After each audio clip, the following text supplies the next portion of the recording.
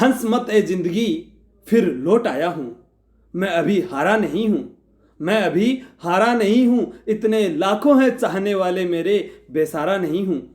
सभी प्यारे भाइयों और बहनों को नमस्कार, जय हिंद।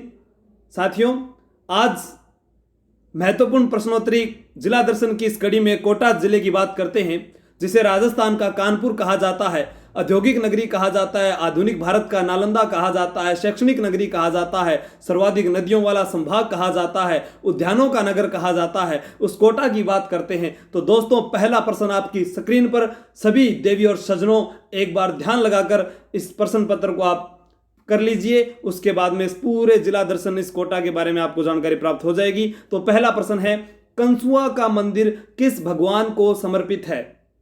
शिव, विष्णु, कृष्ण, महेश। कंसुआ का मंदिर किस भगवान को समर्पित है? दोस्तों, पहली बात तो यह आती है कि कंसुआ का मंदिर किस शताब्दी का है? 8वीं शताब्दी का है। कौन सी शताब्दी का है? 8वीं शताब्दी का यह मंदिर है। और इस मंदिर में 1000 मुखी शिवलिंग है। कितने मुखी शिवलिंग है? 1000 मुखी शिवलिंग है। आपसे प्रश्न इस प्रकार से भी दिया जा सकता है, निम्न में से किस मंदिर में 1000 मुखी शिवलिंग है? तो ये प्रश्न आ जाए और ऑप्शन में वो दे दे कंसुआ का मंदिर, ठीक है, या वहां पर 4 चौमा शिवालय है, रंत काकरा का गेपरनाथ महादेव का मंदिर, मथुराधीश का मंदिर, पाटनपोल कोटा का, इसी प्रकार से। तो यहां पर कितने मुखी शिवलिंग है? 1000 मुखी। महाकवि जयशंकर प्रसाद, जल्दी जल्दी कमेंट कीजिए, आक्रमण रुकने नहीं चाहिए। महाकवि जयशंकर प्रसाद ने इस स्थान को एक ऋषि का आश्रम बताया है, कणव ऋषि का। किसका? कणव ऋषि का। दोस्तों, अगर आपको कोटा जिले के बारे में या कोटा संभाग के मंदिरों के बारे में, महोत्सव के बारे में याद करना है, तो मैंने 33 जिलों के जिला दर्शन इनसे पहले करवा रखे हैं। प्ले लिस्ट में जाकर आप उनको जरूर पढ़ लीजिए, ताकि आपको जो मैं पेपर में प्रश्न पूछता हूं वो आते रहे। और इसका सही उत्तर है, आप लोगों का सही जवाब है शिव। क्या होगा? कंसुआ का मंदिर किस भगवान को समर्पित है? शिव भगवान को समर्पित है। ये ध्यान रखना।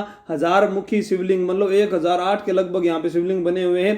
चतुर्मुखी शिवलिंग की पूजा होती है, इस चीज का विशेष ध्यान रखना। नेक्स्ट प्रश्न, कोटा चित्रकला को स्वतंत्र अस्तित्व किस शासक ने प्रदान किया?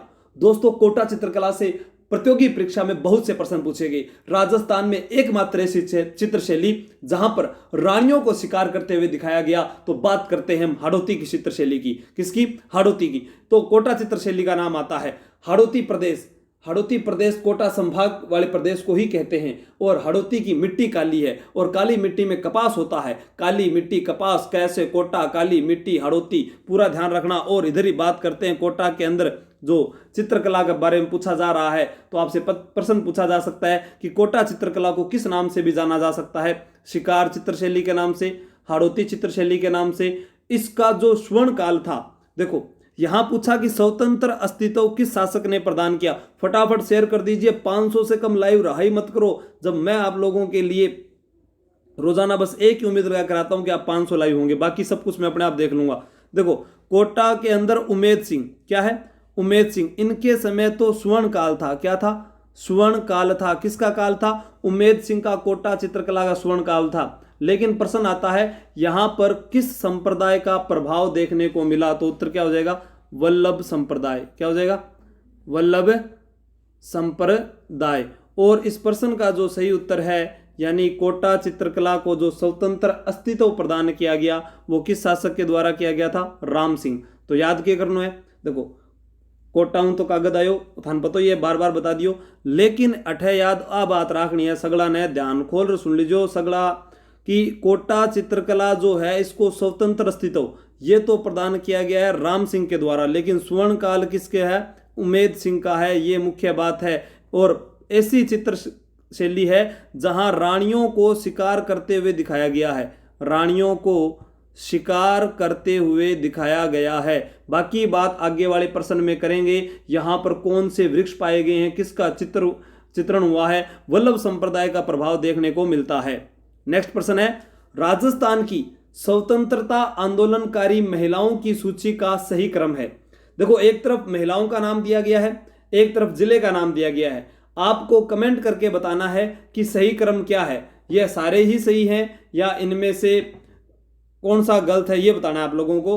ठीक है, अब ऐसे नहीं दिए यहाँ पर, लेकिन कोई बात नहीं, आप समझ गए होंगे, फिर भी मैं बता देता हूं। देखो प्रश्न आता है, राजस्थान की स्वतंत्रता आंदोलनकारी महिलाओं की सूची का सही क्रम इनमें से पूछा जाए तो आप बताओगे सावित्री देवी भाटी का जो संबंध है वो किस जिले से है? जोधपुर से है। ठीक है। और कुमारी कै, कुमारी को यानी यहां पर कुमारी कुसुम गुप्ता कोटा, भगवती तो उदयपुर की रहने वाली है, उदयपुर की, और लक्ष्मी देवी आचार्य लग गया तो बीकानेर, क्योंकि आपको पता है पाटा संस्कृति किनकी देन है ये बताना है आपको। जो रम्मत होती है ना, रम्मत, आचार्यों का चौक बीकानेर, तो यहाँ आचार्य है तो बीकानेर, भगवती तो उदयपुर की है, कै यानी कोटा, और सावित्री देवी भाटी जोधपुर की है। ठीक है। जोधपुर को क्या कहता है? जोधपुर को क्या कहा जाता है? राजस्थान में मरुस्थल का प्रवेश द्वार, नीला शहर कहा जाता है, और इसे मारवाड़ का मतलब कि मारवाड़ का मुख्य जिला कहा जाता है, और सांप्रदायिक सद्भाव का शहर कहा जाता, सॉरी सांस्कृतिक शहर कहा जाता है। सांप्रदायिक सद्भाव का जिला तो अजमेर है। नेक्स्ट प्रश्न, असंगत युग्म छांटिए। 4 ऑप्शन है आप लोगों के सामने, सभी प्रश्नों को यहां पर हल कराने की कोशिश की है मेरे द्वारा। देखो आपको असंगत युग्म छांटना है। यहां दिया है विभीषण मंदिर। अब थे बताओ, राजस्थान में ऐसा मंदिर जो 3वीं से 5वीं शताब्दी के मध्य इसका निर्माण हुआ था, और इसकी जो मूर्ति है वो धड़ से ऊपर तक की है। आपसे प्रश्न पूछा जाए कि धड़ से ऊपर तक की मूर्ति कहां पर स्थित है? विभीषण मंदिर के अंदर, कोटा के अंदर आ जाएगी। ठीक है। स्थान कौन सा हो गया? कैथून। कैथून की साड़ियां भी प्रसिद्ध है। कैथून की क्या प्रसिद्ध है? साड़ियां भी प्रसिद्ध है, ये भी ध्यान रखना। देखो जिनेवा की साड़ियां, दिगोद कोटा की भी प्रसिद्ध है, कैथून की साड़ियां प्रसिद्ध है, मसूरिया साड़ियां, यानी बहुत सारी यहाँ की बातें करते हैं अपने। फिर बात आता है मथुराधीश मंदिर पाटनपोल। ये वीडियो शुरू होने से पहले ही बताया था मैंने। मथुराधीश मंदिर कहां पर है? पाटनपोल में मथुराधीश मंदिर पाटनपोल। और यहां से प्रश्न क्या बन जाता है कि जो वल्लभ संप्रदाय की 7 पीठें हैं, किसकी? वल्लभ संप्रदाय की जो 7 स्वरूप माने जाते हैं, मथुराधीश वल्लभ संप्रदाय के 7 स्वरूपों से प्रथम माने जाते हैं। प्रश्न आ जाता है वल्लभ संप्रदाय के 7 स्वरूपों में प्रथम किसे माना जाएगा? मथुराधीश। याद कीजिए कहां पर है? पाटनपोल। पाटनपोल कहां पर है? कोटा में। ठीक है। मूर्ति किंग है गुरु जी, कृष्ण की मूर्ति होगी भाई, वल्लभ संप्रदाय के अंदर बात करने लग रहे हैं आप। कोटा के अंदर ये सबसे बड़ा मंदिर है मथुराधीश जी का मंदिर, ध्यान रखना। फिर है सांगोद का नहान। ठीक है। सांगोद का जो नहान है ये कोटा का प्रसिद्ध है। कहां का प्रसिद्ध है? कोटा का प्रसिद्ध है सांगोद का नहान। इसके बारे में प्रश्न पूछा जा सकता है कि सांगोद का नहान कहां का प्रसिद्ध है? कोटा का प्रसिद्ध है। कोटा के अंदर एक नृत्य और आता है जिसका नाम आता है डंढेर नृत्य। कौन सा नृत्य? डंढेर नृत्य। आदिवासियों के द्वारा किया जाने वाला नृत्य डंढेर नृत्य। तो यहाँ स्ट्रा बोर्ड का जो कारखाना है ये चित्तौड़गढ़ में नहीं है, ये स्ट्रा बोर्ड का कारखाना कहां पर है? कोटा में है। तो ये संगत क्या हो गया? असंगत हो गया। बाकी ये सभी क्या है? सही है। तो विभीषण मंदिर कहां पर है? कैथून में। मथुराधीश, अरे आपस में बात ना करो, फटाफट, आक्रमण नहीं रुकना चाहिए, आप लोगों को जवाब देते रहो। और मैंने कितनी बार कहा है कि जब टेस्ट पेपर लिया जाता है तो उसको पहले हल कर लिया करो, उसके बाद में यहाँ फटाफट जवाब दिया करो और अपने मिलान कर लिया करो। एक्स्ट्रा बातें हैं उनको आप नोट कर लीजिए। पूरे राजस्थान का एकमात्र जो स्ट्रा बोर्ड का कारखाना है वो कहां पर है? कोटा में है। और दूसरा प्रश्न आता है श्री राम फर्टिलाइजर्स कोटा के अंदर निजी क्षेत्र में खाद उत्पादन का कार्य करती है। इंद्रप्रस्थ औद्योगिक क्षेत्र कहा जाता है कोटा को। ठीक है। तो यहां पर ये आ जाएगा चित्तौड़गढ़ ना होकर यहाँ कोटा। नेक्स्ट प्रश्न 5 करोड़ को प्रश्न है, फटाफट देखो। लोग थाना 100 रुपया देवे, आप 5 करोड़ सीधा ही ले जाओ। कंगाल बैंक को चेक थार खातरी काट रखियो जी। हाँ, असंगत युगम छांटिए। नेहर खां की मीनार, मुफ्ती की मजार, आलनिया बांध, बड़ा बाग की छतरियां। आपके सामने 4 है, इनमें से फिर आपको असंगत छांटना है। प्राचीन जो विगत प्रतियोगी परीक्षाओं में जो पेपर हुए परीक्षाओं में उनमें प्रश्न पूछा गया कि नेहर खां की मीनार कहां पर है? तो उत्तर क्या होगा? नेहर खां की जो मीनार है वो है कोटा में। कहां पर है नेहर खां की मीनार? कोटा के अंदर है। तो यहां आप लोगों को बताना है नेहर खां की मीनार। नेहर खां की मीनार है कोटा में। नेहर खां की मीनार कहां पर है? कोटा के अंदर है। फिर आता है मुफ्ती की मजार कहां पर स्थित है? तो उसका भी उत्तर क्या होगा? कोटा होगा। लेकिन आलनिया बांध पूछ ले तो कहते गुरुजी दूसरी जगह बताओगा, नहीं, आलनिया बांध भी कहां का है? कोटा का है। अब यहां लिखा हुआ बड़ा बाग की छतरियां। अरे राजस्थान को सारू मोटो जिलो कौन सो है? जैसलमेर। तो थे कोटा क्यों सोच रहे हो? मोटो जिलो बड़ा बाग नाम आता ही सीधा ले जाएगा जैसलमेर के अंदर। कोटा के अंदर है श्यार बाग की छतरियां। कौन सी है? श्यार बाग की छतरियां। और ये कहां पर है श्यार बाग की छतरियां? जो छत्रविलास तालाब है उसके मध्य है। अपने ये बोल सकते हैं कि छत्रविलास जो तालाब है वहां है, ये छत्रविलास तालाब के पास। कोटा के अंदर मैं रहकर आया था दादाबाड़ी के पास में, और वहां 7 वंडर्स था, बहुत अच्छा था। देखो रात ना सुनो लग गया, दिन के अंदर तो कबूतर बैठे रहे वहां पर, तो समझ सको थे। बड़ा बाग की छतरियां यहाँ पर नहीं है, यहाँ शार बाग की छतरियां होगी। तो यह संगम युगम हो गया। तो प्रश्न आता है नेहर खां की मीनार कोटा में, मुफ्ती की मजार कोटा में, अलनिया बांध कोटा में। आप लोग कमेंट करके बताएं पार्वती बांध कहां पर है, पार्वती बांध कहां पर स्थित है, पार्वती बांध कहां पर स्थित है, यह आपको कमेंट करके बताना है। नेक्स्ट प्रश्न, प्राचीन राजस्थान में मालवों की शक्ति का केंद्र किसके आसपास केंद्रित था? प्राचीन राजस्थान में मालवों की शक्ति का केंद्र किसके आसपास केंद्रित था? जल्दी से कमेंट करके बताइए। जयपुर, सीकर, बीकानेर, कोटा। प्रश्न पूछा गया कि सीकर का प्राचीन नाम क्या है? तो सीकर का जो प्राचीन नाम है वो है वीर भान का बास। वीर भान का बास किसका प्राचीन नाम है भाई? सीकर का प्राचीन नाम है वीर भान का बास, ध्यान रखना। बीकानेर को जो जूनागढ़ किला है उसे जमीन का जेवर कहते हैं, राती घाटी का किला कहते हैं। जयपुर के बारे में तो थाने बताया ये, जयपुर को नहीं जयपर, जयपर ये जाज्यो तारारी चुनड़ी लाज्यो, ठीक है। तो वो थे आगे सुन लीजियो। आगे लिख दो है कोटा। कोटा इस प्रश्न का राइट आंसर हो जाएगा, क्योंकि मालवों की शक्ति का केंद्र यही है। और आज हम बात भी कोटा जिले की कर रहे हैं, तो जो प्रश्न पूछा जाएगा वो यहां पर सही आ जाएगा, और ये पिछले एग्जाम में पूछा गया है। नेक्स्ट, बड़वा ग्राम कोटा में कितने, गोखरी नहीं है ये, मोखरी, मोखरी यूप अभिलेख प्राप्त हुए हैं। मोखरी यूप अभिलेख प्राप्त हुए हैं, पटवार एग्जाम में पूछा गया। 2, 3, 4, 5 फटाफट कमेंट करके बताइए, इतने में आपको और बातें बताता हूं, ठीक है। जल्दी जल्दी बताइए, कोटा बड़वा ग्राम कोटा के अंदर कितने मोखरी यूप अभिलेख प्राप्त हुए थे? देखो एक प्रश्न आता है कि रेखा राठौड़ जो कोटा से थी उसका संबंध किससे है? कुश्ती खिलाड़ी थी वो, ठीक है। तो ज्यादा कौन पूछो जाए, लेकिन थान फिर भी बता दूं। लेकिन ये जरूर प्रश्न पूछा जा सकता है, जो एक राही जिसको कहते थे, नाम था जमुना प्रसाद ढाडा, जमुना प्रसाद, या इनको अपने राही नाम से जानते हैं राजस्थान में। तो इनकी क्या है कि कुछ हिंदी ग्रंथ गीत संग्रह था, जाग जागरी बस्ती, खुंगाड़ी, शेरवान्या, उनका नाटक था, ठीक है। शेरवान्या, इनका नाटक का नाम क्या था? शेरवान्या, ठीक है। बाकी तो थाने बताई दियो, जाग जागरी बस्ती और खुंगाड़ी। और यहां इसका उत्तर हो जाएगा 3। मोखरी यूप अभिलेख कितने प्राप्त हुए? 3। नेक्स्ट प्रश्न, हाकम राजा का प्याला पीकर झूठी कसम कौन सी जनजाति नहीं खाती है? बहुत अच्छा प्रश्न है, फटाफट कमेंट करके बताइए। राजस्थान में सबसे शर्मीली जनजाति कौन सी है? सहरिया आ जाएगी, ठीक है। सबसे ज्यादा प्रेम विवाह किसमें होते हैं? ठीक है, ग्रासिया में होते हैं। डामोर जनजाति, झेलाबावसी का मेला या ग्यारस की रेवाड़ी का मेला किस जनजाति से संबंधित है? डामोर, ठीक है। यहां मुखिया को क्या बोलते हैं? मुखी बोलते हैं। कंजर जनजाति में मुखिया को क्या बोलते हैं? पटेल। केवल ज्यादा पटेलगिरी करवा की जरूरत को नहीं है बाहर, आंसू जी के ट्रिक का स्टूडेंट हमें। और एक चीज बहुत अच्छी लगी मुझे आप लोगों को, सभी ने अपने नाम के पीछे आंसू जी के ट्रिक लगा दिया।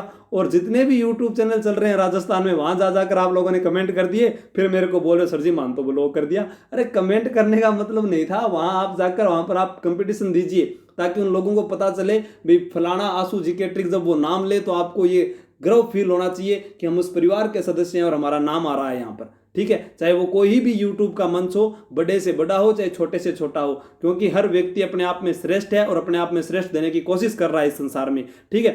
हाकम राजा का प्याला, कंजर जनजाति जो मुखिया क्या हो जाएगा? पटेल। कंजर गुरुजी बहुत धाकड़ चक्री खावे, क्या खावे? धाकड़ चक्री। तो यहां आ जाएगा धाकड़ और चक्री, धाकड़ और चक्री। नृत्य कौन सा हो गया कंजरों का? कंजर क्या खाते हैं? धाकड़ चक्री खावे, तो इनका नृत्य कौन सा हो गया? धाकड़ चक्री। लेकिन कोटा के अंदर कौन सा बता कर गया मैं अभी? डंढेर। ये भी ध्यान रखना, भूलना नहीं है। कंजर जो है, अब कंजर आदमी है बढ़िया तो होगा कौन, तो बे क्या करेगा? मोर को मांस खाना पसंद करे। क्यों खाए? ओहो, मोर का मांस खाना पसंद करते हैं। दूसरी चीज, मृतक के मुंह में शराब की बूंदे डालते हैं। किसके मुंह में? मृतक के मुंह में शराब की। मर्याबाद में पहला डालो नहीं, पीले पीले ओ मोरे राजा शराब की बूंदे। फिर बाद में क्या है? अब उठ जा, अब खटू उठेगो वो सोगो। तो मृतक के मुंह में क्या डालते हैं? शराब की बूंदे, ठीक है। दूसरा, चौथ माता व हनुमान जी को अपना आराध्य देव मानते हैं। आपसे प्रश्न पूछा जा सकता है कंजर का शाब्दिक अर्थ क्या होता है, तो इसका उत्तर हो जाएगा कंजर, और कंजर का शाब्दिक अर्थ होता है जंगल में निवास करने वाले, जंगल में निवास करने वाले, जंगल में निवास करने वाले, ये इसका शाब्दिक उत्तर इसके अंदर आ जाएगा। फिर है नेक्स्ट प्रश्न, कोटा प्रजामंडल का गठन किस वर्ष हुआ। दोस्तों प्रजामंडल मत थाने इसी ट्रिक को कराया पूरा यूट्यूब पर ही कोने बयान को, चाहे खुद देख लो एक बार, जिसने नहीं देखा है वो खुद आकलन कर ले। अगर तुम भूल जाते हो प्रश्न तो फिर मुझे कह देना कि सर जी थे पढ़ाए ही कोने, मज्जो ही कोने हो आपनो, सारू बेस्ट टॉपिक ही प्रजामंडल होते हो, यहाँ लग गया था ना सारा टॉपिक ही बढ़िया है, पढ़ना होना चाहिए, ठीक है। एडी कोई बात कोई नहीं, मारवाड़ के माइन नाम चल रहे हो आपनो आजकल, ठीक है। बस पूर्वी क्षेत्र रह गया, धौलपुर करौली हड़ौती वाले विद्यार्थी नहीं जुड़ पा रहे। तो कोटा प्रजामंडल का गठन किस वर्ष हुआ, 1931, 1934, 1936, 1939। देखो प्रजा का अर्थ होता है जनता, मंडल का अर्थ होता है संघ या समूह। जनता के उत्तरदायी शासन के लिए जो संघ या समूह बनाए गए उन्हें प्रजामंडल कहा गया। राजस्थान में कुल 19 प्रजामंडल हैं, ठीक है, मैंने ट्रिक से बताए।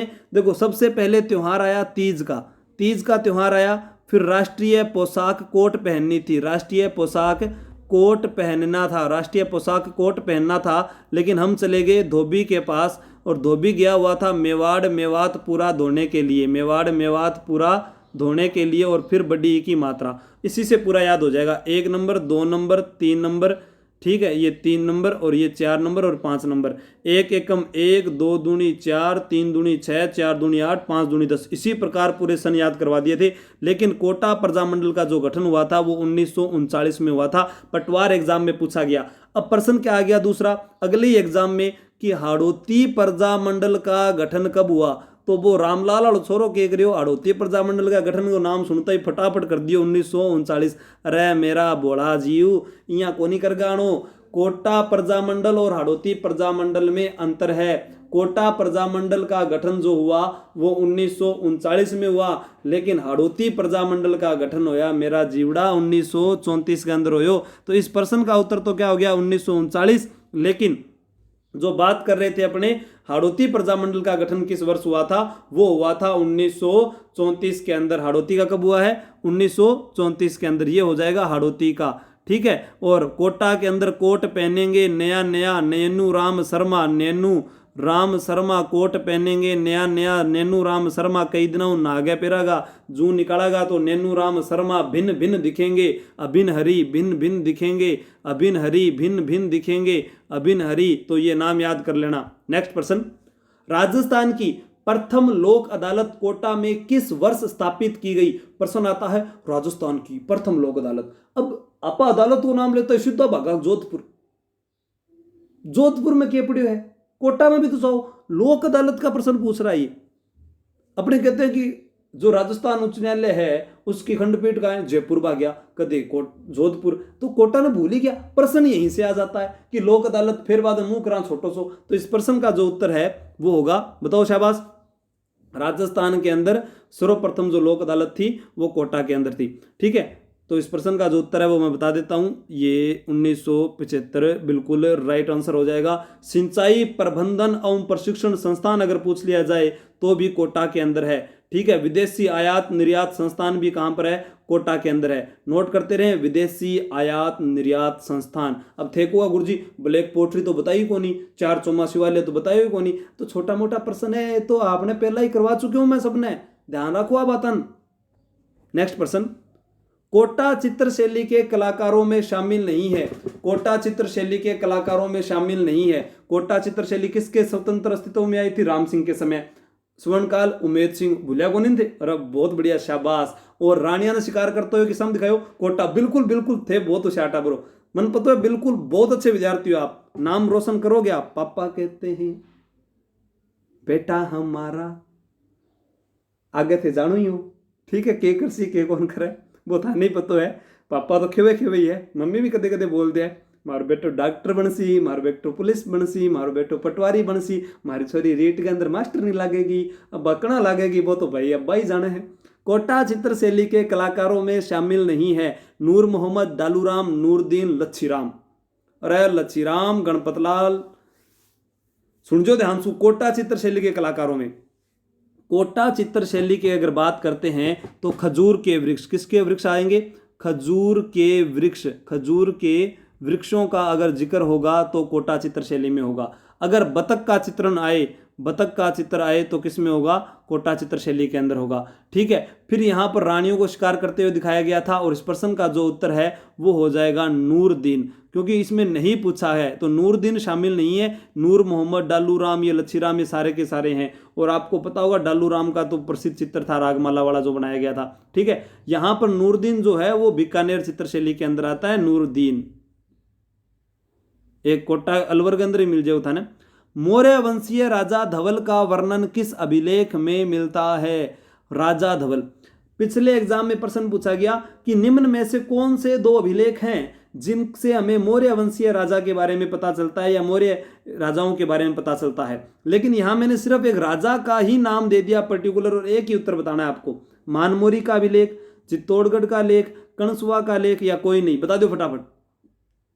देखो, आपसे प्रश्न पूछा जाए मानमोरी का अभिलेख, ये मानमोरी वाला है, ये 713 ईस्वी का है। कब का है? 713 ईस्वी का है। और ये कहाँ पर है? चित्तौड़गढ़ के पास में मानसरोवर झील, चित्तौड़गढ़ में मानसरोवर झील के पास है, मानसरोवर झील के पास है। और मानमोरी अभिलेख के लिए प्रश्न आता है कि कर्नल टोड ने, यानी घोड़े वाले बाबा ने, वेल्स यूके का निवासी था कर्नल टोड, इस घोड़े वाले बाबा ने, कर्नल टोड ने इसको किस में फेंक दिया था? समुद्र में फेंक दिया था ब्रिटेन जाते समय। यानी इंग्लैंड जान लाग रहे हो, मानमोरी को अभिलेख होगा। मेरू कौन सा कीजिए, मैं गाँव गाँव चालियो, पूरा राजस्थान घूम लियो, कोई फायदो को नहीं अठागा लोग समझाने को। कितनी बात कह दो अनपढ़वा की, लेकिन ए नहीं पढ़ है आगो तो एक जगह ध्यान लाग गई को नहीं, आप जगह जगह भटकता ही रहसी, तो वो तो पूरा इतिहास नहीं फेंक गयो। ठीक है, तो यहाँ इस प्रश्न का जो उत्तर है वो होगा कणसुआ का लेख। कौन सा होगा? कणसुआ का लेख 728 ईस्वी का है, 738 ईस्वी का है या 728 ईस्वी का है,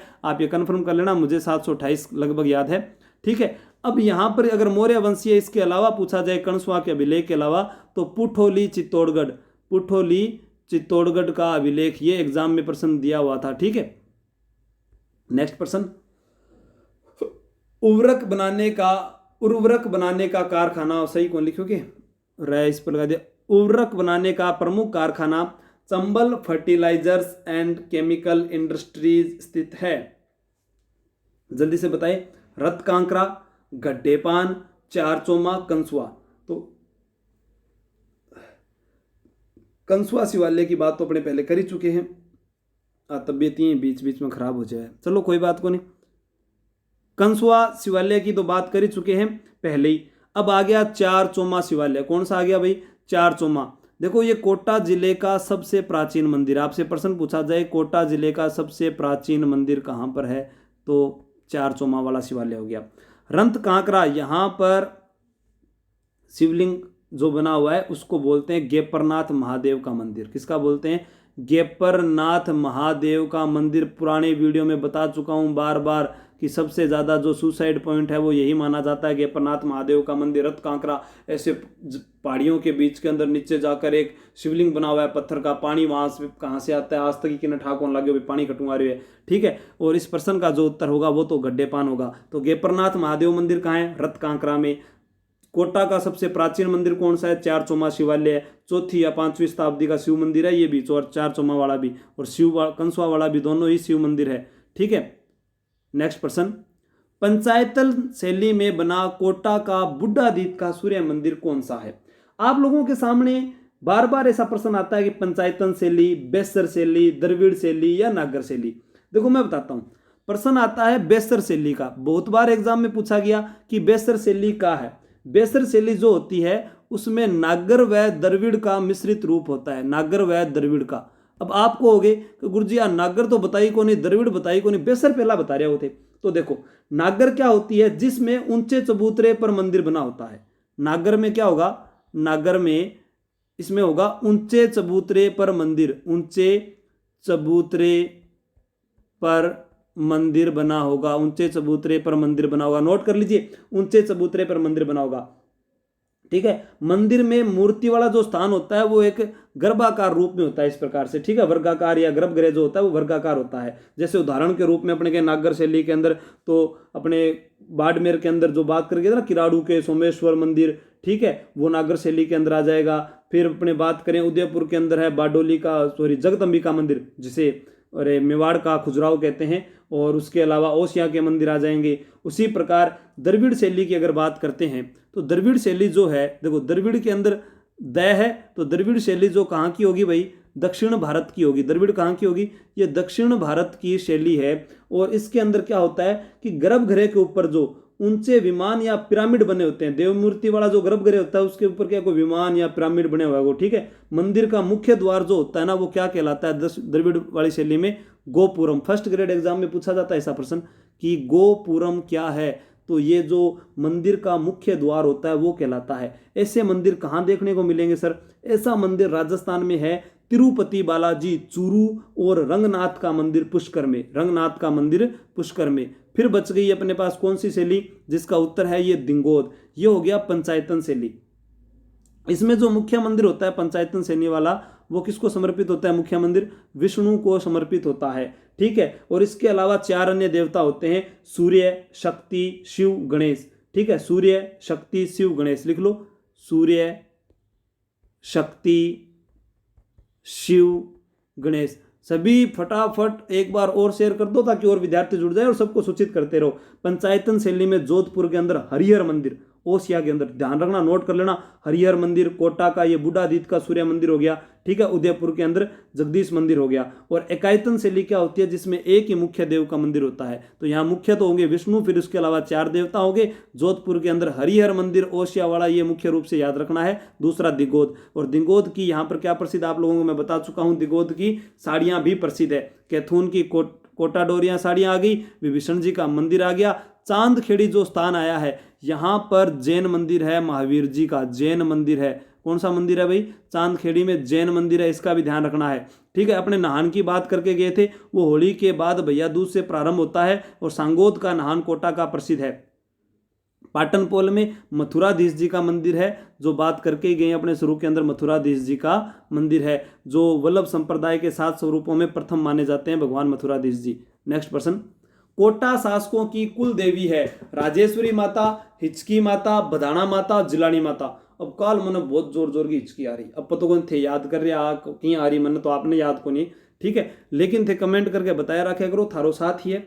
बार बार एक चीज कहनी पड़ती है, आप मुझे गुड मॉर्निंग, गुड नाइट, कोई भी चीज़ विश ना किया करें। आपको जो पर्सनल कोई बात हो जरूरी वही आप मुझे बताया करें। और जो स्टेटस देख के कमेंट करते हैं नाइस सर वगैरह, वो मत किया करो। मैं समझता हूँ आप मेरे साथ हो, मैं भी आप लोगों के साथ हूँ, लेकिन उनके कारण उन विद्यार्थियों के मैसेज नहीं पढ़े जाते जिनको कोई कार्य भी होता है, ठीक है। बाकी सारी बातें आप यूट्यूब तक सीमित रखें। कोटा शासकों की कुल देवी, राजेश्वरी माता, हिचकी माता, बधाना माता, जिलानी माता। फटाफट बताओ, आक्रमण इतना तेज होना चाहिए कि लोग जो देखे थारलान के लाइव आ रहे हैं व्यासु जी के ट्रिक पर, देखो ना कोई संस्थान है ना कोई और, फिर भी आप अपने इतने साथियों को साथ लेकर आ रहे हो। और खुशी की बात क्या है, आज 1,30,000 लोग हो चुके हैं अपने परिवार में, तो इन खातर एक बार जोरदार तालियां हो जाए।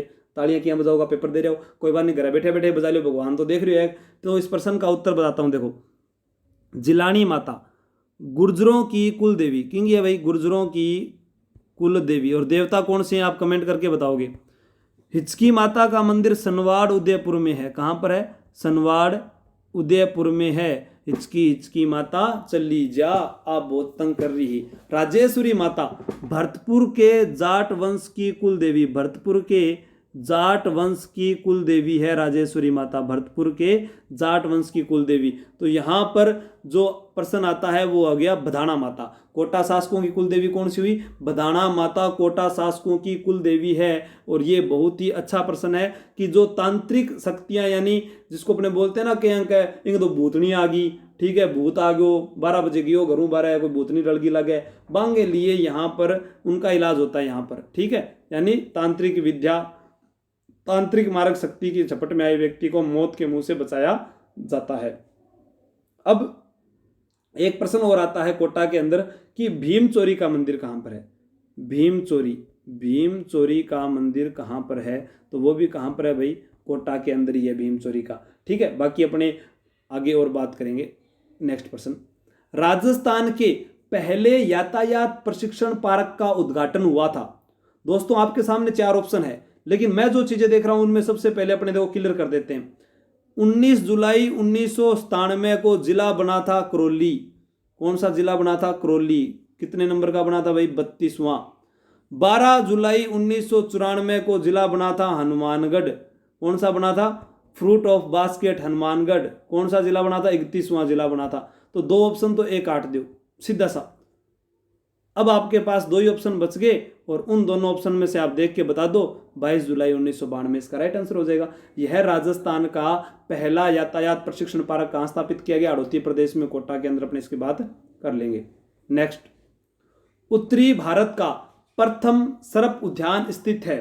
दर्रा अभ्यारण्य, जोहार सागर अभ्यारण्य, चंबल अभ्यारण्य या ताल छापर। अब आपसे प्रश्न पूछा जाता है कि काला हिरन खटा गया है। काला हिरन तो ताल छापर गया है। ताल छापर खटा है, चूरू जिला के अंदर है। चंबल अभ्यारण्य का प्रश्न पूछा जाए, चंबल अभ्यारण्य जो है इसके अंदर सर्वाधिक घड़ियालों की जनसंख्या है। सॉरी, घड़ियाल सबसे ज्यादा है यहाँ पर। और यहाँ पर एक पाया जाता है, उसको कहते हैं गांगेय सूस नामक जीव पाया जाता है। तो घड़ियाल, चंबल घड़ियाल अभ्यारण्य हो गया। ठीक है। दर्रा अभ्यारण्य के अंदर कौन सा है? अबलामिणी का महल। कौन सा? अबलामिणी का महल। अबलामिणी के महल को राजस्थान का क्या कहते हैं? दूसरा ताजमहल भी कहते हैं। राव मुकुंद सिंह ने बनवाया था, अबलामिणी की याद में, दर्रा अभ्यारण्य में बना हुआ है। और प्रथम सर्प उद्यान की अगर बात करते हैं तो यहाँ उत्तर हो जाता है जवाहर सागर अभ्यारण्य। उत्तरी भारत का पहला सर्प उद्यान कहाँ पर है? जवाहर सागर अभ्यारण्य में है। बड़े देवता की हवेली कहाँ पर है? कोटा में है। शारबाग की छतरियां कहाँ पर है? कोटा के अंदर है। ठीक है। और छत्र विलास उद्यान कहाँ पर है? तो वो भी आपको बताना है, कोटा के अंदर है। एक प्रश्न और आता है कि अपने इसकी बात ही कर रहे थे, कोटा जंतुआलय इसकी स्थापना कब की गई थी? आप कमेंट करके बताओगे। कोटा जंतुआलय की, यह राजस्थान का नवीन जंतुआलय है। राजस्थान का नवीन जंतुआलय है। आपसे प्रश्न पूछा जाएगा राजस्थान का प्राचीन जंतुआलय कौन सा है, तो आप कमेंट करके बताएं। राजस्थान का नवीन मैंने आपको यहां पर बता दिया है। ठीक है। नेक्स्ट प्रश्न, मिलान कीजिए। देखो यहां प्रश्न है, मिलान करना है। ये थोड़ा सा यहां नर्मदा नहीं होगा, ये नमदा होगा, नमदा। ठीक है, इसको आप थोड़ा देख लीजिए। ताखली बांध परियोजना किस जिले की है? नमदा यानी नमदे कहां के प्रसिद्ध है? अनारकली की बावड़ी कहां की है? राजीव गांधी लिफ्ट नहर कहां की है? इनका मिलान करना है दोस्तों। तो आपको और कोई चीज पता ना हो, लेकिन एक चीज जरूर पता है, नमदे कहां के प्रसिद्ध है? टोंक जिले के हैं। मयूर बीड़ी उद्योग टोंक का है। नमदे कहां के हैं? टोंक के हैं। अनारकली कहां की है? बूंदी की है। अनारकली की बावड़ी कहां पर है? बूंदी है। जैसे पन्ना धाय की छतरी भानगढ़ अलवर में है, क्योंकि पन्ना धाय का नाम अपने पढ़ते हैं अलवर मेवाड़ के अंदर, लेकिन छतरी खटा है भानगढ़ अलवर में। तो अनारकली बात तो करने ला रहे हैं जहांगीर की प्रेमिका मकबरो लाहौर के अंदर, लेकिन अनारकली की बावड़ी हमारा बूंदी जिले का माइन क्या मुगल आया हमारे राजस्थान के माइन में, तो सारों की हठी कर रखा है। देखो अनारकली की बावड़ी खटा है बूंदी के अंदर। ठीक है। राजीव गांधी लिफ्ट नहर जोधपुर की है। और ताखली बांध परियोजना कहां की होगी? कोटा की। तो अब इनको मिलान करेंगे तो उत्तर क्या हो जाएगा? पहले का 4, दूसरे का 3, अनारकली की बावड़ी 4, 3, 1, 2 याल्यो। जी बहुत बढ़िया। इसी प्रकार से आप सभी चीजें आसानी से याद कर सकते हो। और मैं बता कर गया हूं पहले ही, सिंचाई प्रबंधन एवं प्रशिक्षण संस्थान कहां पर है? कोटा के अंदर। अब यहां पर नदियों की बात करते हैं कोटा में, तो चंबल, काली सिंध, पार्वती, आहू, परवन, निमाज, अंधेरी। ठीक है, ये सारी यहां पर अपने बात कर लेंगे। सिंचाई परियोजना के अंदर सावन भादो लिफ्ट नहर, ताखली बांध परियोजना। राज्य सरकार ने ताखली नदी पर इस परियोजना को 2005 में स्वीकृति दी थी और कोटा जिले की प्रथम सिंचाई परियोजना है स्वतंत्रता के बाद में। ठीक है, ये ध्यान रखना। और जो मैं बात करके गया था कोटा जंतुआलय, वो नवीन जंतुआलय है। फिर अपने बात करके गए थे उत्तरी भारत का जो सर्प उद्यान है वो जवाहर सागर अभ्यारण्य में, यहाँ पर मगरमच्छ पाए जाते हैं। ठीक है, घड़ियाल संरक्षण में सबसे पहले प्रयत्न किया गया था। फिर चंबल घड़ियाल अभ्यारण्य की बात करते हैं, उसे घड़ियालों का संसार कहते हैं। क्या कहते हैं? घड़ियालों का संसार। एकमात्र नदी सेंचुरियन चंबल, वो ऐसे नाम आता है कि सेंचुरी वो ज्योग्राफी वाले सर बताएंगे आपको। गांगेसूस नामक मैंने आपको जीव बता ही दिया था, और ये सारी जानकारी आपको वहां से मिल जाएगी। ठीक है, आगे अपने बात करते हैं नेक्स्ट प्रश्न की, वो आपकी स्क्रीन पर है, ये लो।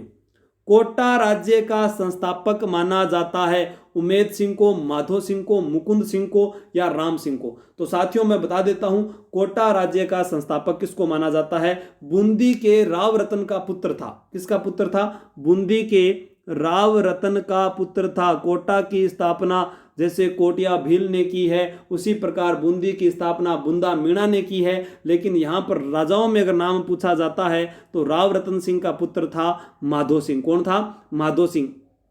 राव रतन की मृत्यु के बाद 1631 ईस्वी में बादशाह शाहजहां ने, ठीक है, माधो सिंह को अलग से कोटा का शासक स्वीकार कर लिया था। ठीक है, और कोटा की जागीर प्रदान की गई थी राव रतन ने। ठीक है, ये ध्यान रखना। शाहजहां का नाम आएगा कब आएगा? 1631 ईस्वी में उसने अलग से इसको कोटा को अलग कर दिया था, 1631 के अंदर। ठीक है, वैसे अगर पूछा जाए कोटा की जो संस्थापना की बात करते हैं तो 1624-25 की बात आती है, जब कोटा की जागीर प्रदान की गई थी। लेकिन मुख्य रूप से आप 1631 ध्यान रखना, क्योंकि नाम आएगा शाहजहां का, जब इसको अलग रूप से मान्यता प्रदान की गई थी। उत्तर क्या हो जाएगा? माधो सिंह। ठीक है, अब यहाँ नाम आया है मुकुंद सिंह का। मुकुंद सिंह जो है वो धर्मत के युद्ध में शाही सेना की ओर से लड़ता हुआ वीरगति को प्राप्त हुआ था। ठीक है, राम सिंह है जो अपने युद्ध करते करते पढ़े थे ना, अपने जज्जाऊ का युद्ध हुआ था। जज्जाऊ का जो युद्ध हुआ था आजम और मुअज्जम में, इस युद्ध में राम सिंह मारा गया था। ये उमेद सिंह जो है उसके बारे में, मुकुंद सिंह के बारे में पढ़ चुके हैं अपने, और उमेद सिंह के बारे में आगे पहले पढ़ चुके हैं कि ये 1817 में अंग्रेजों से संधि कर अधीनता स्वीकार कर लेता है। 1817 में अंग्रेजों से संधि करता है, और अपने बात कर चुके हैं उमेद सिंह के बारे में पहले भी। कोटा नरेश जगत सिंह ने कन्या वध पर किस वर्ष रोक लगाई थी?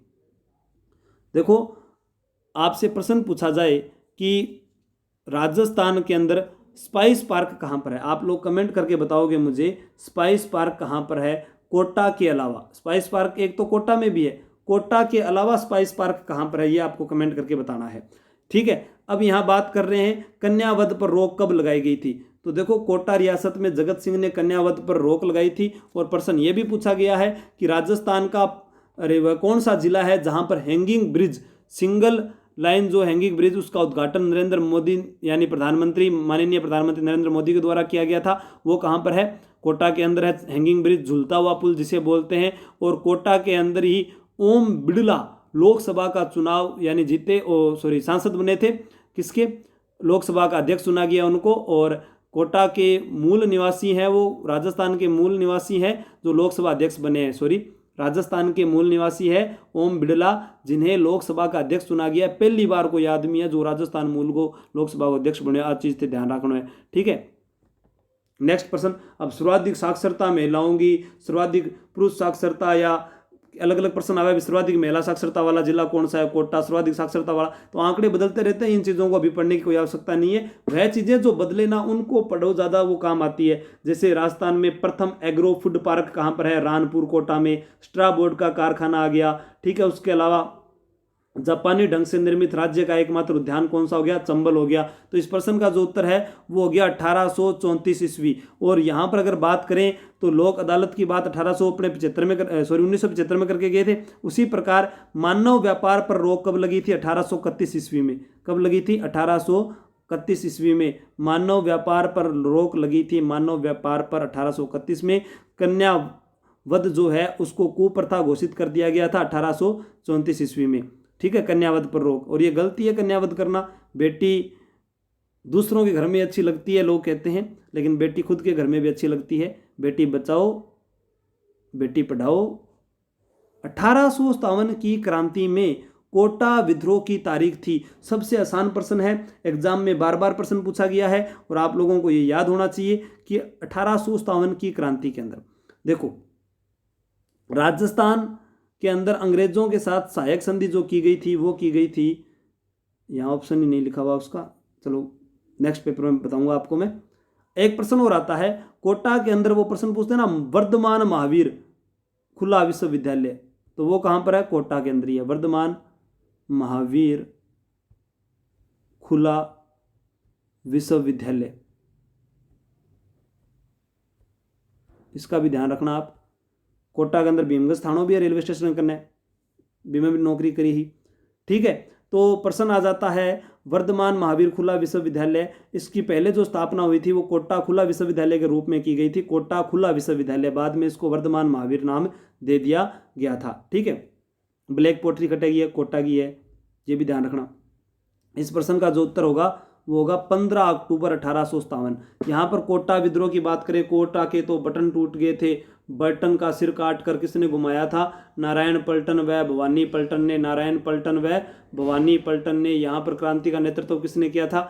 जयदयाल व मेहराब खान ने, जयदयाल व मेहराब खान ने। राजस्थान में एकमात्र ऐसी रियासत जहाँ पर विस्तृत सुव्यवस्थित व व्यापक ढंग से क्रांति हुई थी, सुव्यवस्थित व व्यापक ढंग से क्रांति हुई थी और सुनियोजित व व्यापक ढंग से क्रांति हुई थी। दूसरा प्रश्न यहाँ से पूछा जा सकता है कोटा से कि मेजर बटन का सिर काट कर घुमाया गया था। कोटा के जो शासक थे राम सिंह द्वितीय, राम सिंह द्वितीय, इन्होंने किसकी सहायता की थी? अंग्रेजों की। और कोटा में इनकी फिर तोप सलामी का अधिकार घटाकर कम कर दिया गया था और करौली के मदन पाल को तोप सलामी का अधिकार बढ़ा दिया गया था। तो आपको बताना है कि राम सिंह की जो तोप सलामी थी वो कितनी कम कर दी गई थी और कितनी बढ़ा दी गई थी मदन पाल की। आपसे प्रश्न पूछा जा सकता है श्री राम सीमेंट का कारखाना कहाँ पर है? श्री रामनगर कोटा के अंदर है, ये भी ध्यान रखना। नेक्स्ट प्रश्न, आगरा किले को छोड़कर किसी भी किले का परकोटा इतना बड़ा नहीं है जितना कि कोटा के दुर्ग का है, ये कथन किसका है? तो कोटा का जो किला है सबसे पहला तो चंबल नदी के किनारे है, चंबल नदी के किनारे है। इस दुर्ग की जो नींव रखी थी वो जैत सिंह ने रखी थी, जैत सिंह कह दो या जैतर सिंह कह देना, ठीक है। जैत सिंह ने इसकी नींव रखी थी कोटा दुर्ग की और चंबल नदी के किनारे है। उसके बाद यहाँ पर प्रश्न आता है कि यह बात किसने कही थी? फर्ग्यूसन ने, लेनपुल ने, कर्नल टोड ने, किपलिंग ने।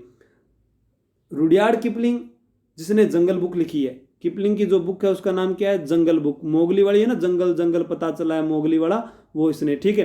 कर्नल टोड ने ये बात कही है, बिल्कुल सही है। लेनपुल ने तो क्या कहा था? हुमायूं जीवन भर लड़खड़ाते हुए रहा और लड़खड़ाते हुए ही मर गया। फर्ग्यूसन जिसने आमेर के गणेश पोल को विश्व का सर्वश्रेष्ठ दरवाजा बताया है। किपलिंग की अगर बात करते हैं तो इसने मेहरानगढ़ के लिए कहा था कि यह देवियों व अप्सराओं द्वारा निर्मित है और तारागढ़ के लिए कहा था कि यह भूत प्रेतों द्वारा निर्मित है। नेक्स्ट प्रश्न, आधुनिक कोटा का निर्माता माना जाता है उमेद सिंह द्वितीय को, महाराव भीम सिंह को, भीम सिंह द्वितीय को या राम सिंह को? आधुनिक कोटा का निर्माता किसे माना जाता है? तो दोस्तों एक प्रश्न आता है कि उमेद सिंह, भीम सिंह द्वितीय या राम सिंह? तो यहाँ राम सिंह द्वितीय की तो अपने बात वहाँ कर ही चुके हैं, तो भीम सिंह के बारे में बता देता हूँ मैं। महाराव भीम सिंह, ये महाराव भीम सिंह जो है वह संत और संतों में नरेश के रूप में प्रसिद्ध हुए थे, ठीक है। द्वितीय जो है भीम सिंह द्वितीय वो नरेशों में संत और संतों में नरेश के रूप में प्रसिद्ध हुए थे, ठीक है। भीम सिंह द्वितीय पहले व्यक्ति थे जिन्होंने कोटा राज्य का भारतीय संघ में विलय का प्रस्ताव रखा था। फिर प्रश्न आता है इनके बारे में और क्या पूछा जा सकता है, वो थे बताओगा मैंने कमेंट करके, अभी और क्या प्रश्न पूछो जाए मन तो याद है को नहीं, मैं थाने बताऊं। देखो इस प्रश्न का जो उत्तर होगा वो होगा उमेद सिंह द्वितीय। क्या होगा भाई? उमेद सिंह द्वितीय। इन्हें आधुनिक कोटा का निर्माता कहा जाता है। इनके निर्माण कार्यों की दृष्टि से इन्हें कोटा का शाहजहां कहा जाता है, क्योंकि कोटा का शाहजहां इसलिए कहते हैं कि शाहजहां ने कला व स्थापत्य कला का स्वर्ण काल माना जाता है, जिस प्रकार कुंभा का काल था। कोटा के इतिहास का इन्हीं के समय का स्वर्ण युग माना जाता है, स्वर्ण युग माना जाता है, ठीक है। अब प्रश्न आ जाता है, कोटा राजस्थान के अंदर दशहरा खटा को प्रसिद्ध है, कोटा को दशहरा प्रसिद्ध है। भारत में कहाँ का है? मैसूर का। दूसरे नंबर पर कुल्लू हिमाचल प्रदेश का, तीसरे नंबर पर राजस्थान कोटा का। तो भारत के अंदर कोटा का कौन सा स्थान हो गया? तीसरा। पहला मैसूर कर्नाटक, दूसरा कुल्लू हिमाचल प्रदेश और तीसरा ये हो गया, ठीक है। तो यहां उत्तर हो जाएगा उमेद सिंह द्वितीय आ गया, ठीक है। इनको ध्यान रख लेना आप। राजस्थान का सबसे बड़ा उद्यान है, राजस्थान का Chambal garden, Chhatravilas garden, city garden, Ganesh garden. देखो यहां कोटा की बात करें तो यहां पर उद्यान बहुत है। जैसे ही आप भीमगंज की तरफ से आते हैं उधर से, तो वहां पर जो उमेद सिंह ग्राउंड है उस ग्राउंड के पास में सिटी गार्डन बना हुआ है। उसके बाद में अपने 7 वंडर्स आ जाता है। चंबल नदी के किनारे ये बना हुआ है चंबल गार्डन जिसको बोलते हैं। गणेश गार्डन है, यहाँ पर खड़े गणेश जी की मूर्ति आप लोगों को पता ही है। अभी खड़े गणेश जी की मूर्ति कहाँ पर है? कोटा के अंदर है। बाजना गणेश कहाँ पर है? सिरोही में है। त्रिनेत्र गणेश कहाँ पर है? रणथंभौर में है। और जो गणेश जी के बने बिना सूंड के गणेश जी कहाँ पर है? जयपुर के अंदर है। और बहुत सारे प्रश्न है। नृत्य करते हुए गणेश जी कहाँ पर है, ये आपको कमेंट करके बताना है। नृत्य करते हुए गणेश जी कहाँ पर है, कमेंट करके बताना है। गढ़ गणेश जी भी जयपुर के अंदर है, लेकिन नृत्य करते हुए गणेश जी कहाँ पर है, ये कमेंट करके बताओगे। सिंह पर सवार हेराम गणपति की मूर्ति बीकानेर में है। तो वो सारे गणेश जी एक साथ मैंने आप लोगों को बता दिए। बाजा छह गणेश सिरोही में, खटे बाजा भाई सिरोही में, ठीक है। खड़े गणेश जी तो कोटा में खड़े होकर गेपरनाथ जी और विभीषण जी दशहरा मेला देखते हैं। ट्रिक बताइए कोटा की, आप पूरा वीडियो देखोगे पुराने वाले, आपको सब चीजें याद हो जाएगी। फिर यहाँ पर आपको मुश्किलात नहीं खड़ी होगी आप लोगों के लिए। इस प्रश्न का उत्तर है छत्र विलास उद्यान। क्या है? छत्र विलास उद्यान। इसे गार्डन को किस नाम से जानते हैं? उम्मेद क्लब के नाम से भी जानते हैं। उम्मेद क्लब के नाम से भी इसको जाना जाता है। तो छत्र विलास उद्यान आ गया, ठीक है। और वो तीनों प्रश्न आ जाता है कि कोटा के जो दशहरे मेले को जो प्रसिद्धि दिलाई थी वो भी उम्मेद सिंह ने दिलाई थी, लेकिन उसकी परंपरा की जो शुरुआत हुई थी वो माधो सिंह के समय हुई थी। कहाँ पर, किसके समय हुई थी? माधो सिंह के समय। आपको कमेंट करके बताना है कौन सा मुगल बादशाह दशहरा देखने का शौक रखता था, कौन सा मुगल बादशाह, ठीक है। ये आपको कमेंट करके बताना है। बाकी अपने बात कर चुके हैं, खड़े गणेश जी की मूर्ति है वो कोटा में है, यहीं पर गणेश गार्डन में है। बहुत बढ़िया गार्डन है, वो भी जाकर देखे करो। कोटा का सारा गार्डन पूरा दिन बिजी रहे। 13:14 पर लुढ़का लुढ़की का समय पूरा बिजी रहे। कोटा के किस शासक ने कृष्ण भक्ति के कारण कोटा का नाम नंदग्राम दिया था? जैसे बूंदी का प्राचीन नाम अगर आपसे पूछा जाए तो आपको वृंदावती मिलता है। क्या मिलता है? वृंदावती। उसी प्रकार कोटा का नाम मिलता है नंदग्राम। ये कैसे मिलता है अब आप लोगों को मैं बता देता हूं। देखो और प्रश्न क्या क्या पूछा जा सकता है वो भी मैं आप लोगों को बता देता हूं। यहाँ कोटा के अंदर एक आपसे पूछ सकता है किशोर सागर तालाब। किशोर सागर तालाब, ठीक है, तो ये किशोर सिंह ने बनवाया था। उसके अलावा बात करते हैं कि यहाँ का अंतिम शासक कौन था? अंतिम शासक, कोटा के अंतिम शासक तो भीम सिंह द्वितीय, महाराव भीम सिंह द्वितीय कोटा के अंतिम शासक आ जाएंगे। फिर बात करते हैं कि यहाँ राजस्थान के अंदर अपने बात करें शत्रुशाल की, तो शत्रुशाल जो है इनके समय की बात करें तो 1761 ईस्वी में आप लोगों ने पढ़ा होगा। 1761 ईस्वी में भटवाड़ा का युद्ध हुआ था। किसका युद्ध हुआ था? भटवाड़ा का युद्ध हुआ था। भटवाड़ा का युद्ध हुआ था। जयपुर नरेश माधो सिंह की सेना को पराजित किया था, ये ध्यान रख लेना 1761 में। और 1763 ईस्वी में माधो सिंह के द्वारा, जयपुर के शासक माधो सिंह के द्वारा सवाई माधोपुर नगर की स्थापना की गई थी। ये भी आप लोगों को याद रखना है। और इस प्रश्न का जो उत्तर है कि इसका नाम जो नंदग्राम किया गया था, वो नंदग्राम जो किया गया है वो भीम सिंह के द्वारा ही किया गया है। लेकिन मैं आपको अंतिम शासक बताकर गया हूँ, वो कोटा के हैं भीम सिंह द्वितीय, ठीक है। यहाँ उत्तर आ जाएगा भीम सिंह, क्योंकि कृष्ण भक्ति के अंदर उनका वो क्या बोलते हैं श्रद्धा होने के कारण उन्होंने नाम रख दिया था। इसका आप ध्यान रख लेना। और इन्होंने सांवरिया जी का मंदिर भी बनवाया है बारां के अंदर। कहाँ पर बनवाया है? बारां में। बारां में किसका मंदिर बनवाया? सांवरिया जी का मंदिर बनाया। मारो तो एक ही रखवाड़ो सांवरिया सेठ मारो, तो बोलो सांवरिया महाराज की जय हो। चित्तौड़गढ़ के मंडफिया ग्राम में विराजे सांवरिया सेठ की जय हो। नेक्स्ट प्रश्न नहीं है, तो अभी अपने कोटा से जुड़े हुए जो पुराने पेपर हैं उनकी बात कर लेता हूं मैं। वीर भारत समाज की स्थापना, वीर भारत समाज की स्थापना कोटा के अंदर केसरी सिंह ने की थी। किसने की थी भाई? केसरी सिंह ने की थी। इस देश के ये दो युग पुरुष हैं जिनकी तस्वीर आपको दिख रही है। ऊपर वाली तस्वीर में बता देता हूं, बाबा साहब डॉक्टर भीमराव अंबेडकर है। तो नीचे वाले शख्स कौन है ये आप मुझे कमेंट करके बताएंगे। तो मैं आप लोगों को कोटा के पुराने प्रतियोगी परीक्षा में जो प्रश्न आए हुए वो बता देता हूं सारे के सारे, कि कंसुआ का मंदिर कहां पर बात कर चुके हैं। सर्वाधिक, जैसे अब कई पूछा गुड़ी चंबल नदी के बारे में कौन बतायो, तो चंबल नदी पर बात आती है कि जवाहर सागर बांध कहां पर है? चंबल नदी के अंदर कोटा में है।